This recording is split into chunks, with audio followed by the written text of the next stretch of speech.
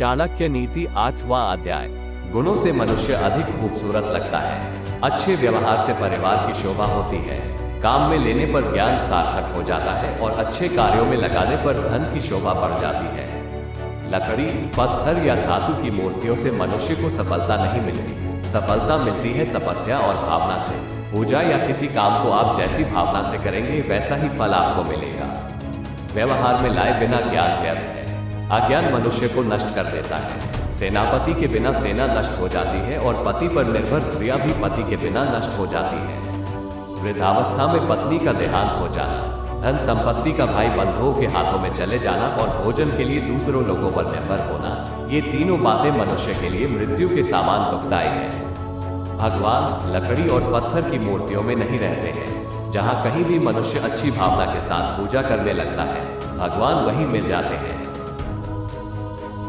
इस संसार में ज्ञानी की प्रशंसा होती है। ज्ञानी को ही आदर, सम्मान और धन मिलता है। सभी कुछ विद्या से ही मिलता है और विद्या की हर जगह पूजा होती है। बुद्धिमान और गुणी व्यक्ति को ही धन देना चाहिए। निर्गुण व्यक्ति को धन मत दो। दीपक अंधकार को खाता है और काजल बनाता है। इसी तरह मनुष्य यदि अच्छे काम करके धन कमाता है तो उसकी संतान भी सद्गुणी होगी। वहीं चोरी और गलत तरीके से कमाए गए धन से संतान को पालने पर संतान भी दुष्ट ही होगी। लालच करने वाला साधु, संतुष्ट रहने वाला राजा, शर्म करने वाली वेश्या और बिना शर्म वाली अच्छे घर की स्त्रियां नष्ट हो जाती है। कब्ज होने पर पानी पीना दवाई का काम करता है और खाना हजम होने पर पानी पीने से शरीर की शक्ति बढ़ती है। भोजन के बीच में पानी पीना अमृत के जैसा है, लेकिन भोजन के तुरंत बाद पानी पीना जहर के जैसा नुकसानदेह होता है।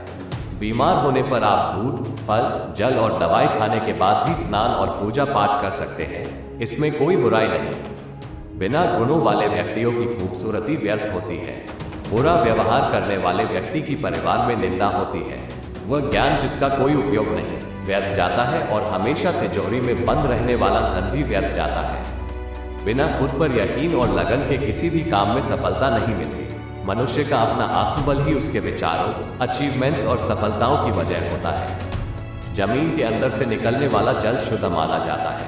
पति के प्रति समर्पित स्त्री भी शुद्ध और पवित्र मानी जाती है। जो सरकार भ्रष्टाचार से दूर रहकर अपनी जनता का कल्याण करती है उसे अच्छी सरकार माना जाता है, और जो साधु संतुष्ट रहता है और धन का लालच नहीं करता वही पवित्र है। जो लोग संसार में केवल धन की इच्छा करते हैं वे बेहद निचले स्तर के होते हैं।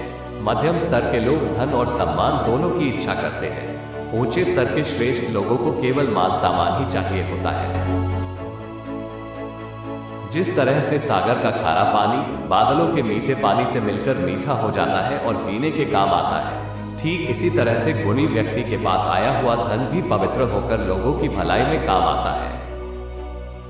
व्यक्ति का सम्मान बड़े कुल में पैदा होने से नहीं बल्कि उसके ज्ञानी होने और अच्छे गुणों के कारण होता है। छोटे कुल में पैदा हुआ व्यक्ति भी अगर विद्वान और गुणवान है तो सभी लोग उसका सम्मान करते हैं। रावण ऊंचे कुल में पैदा हुआ लेकिन अपने दुर्गुणों के कारण उसे हर साल जलाया जाता है। क्रोध यमराज के समान मृत्यु के करीब ले जाता है। लालच अथाह सागर के जैसा है जिससे पार नहीं पाया जा सकता। विद्या कामधेनु गाय के समान वरदान देने वाली है। संतोष एक विशाल बगीचे के जैसा है जहां पर आपको केवल सुकून मिलता है।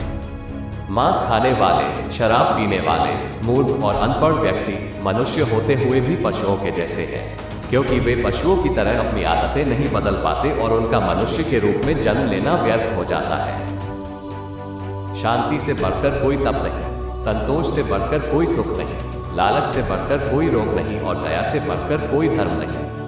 कब्ज होने पर पानी पीना दवाई का काम करता है और खाना हजम होने पर पानी पीने से शरीर की शक्ति बढ़ती है। भोजन के बीच में पानी पीना अमृत के जैसा है, लेकिन भोजन के तुरंत बाद पानी पीना जहर के जैसा नुकसानदेह होता है।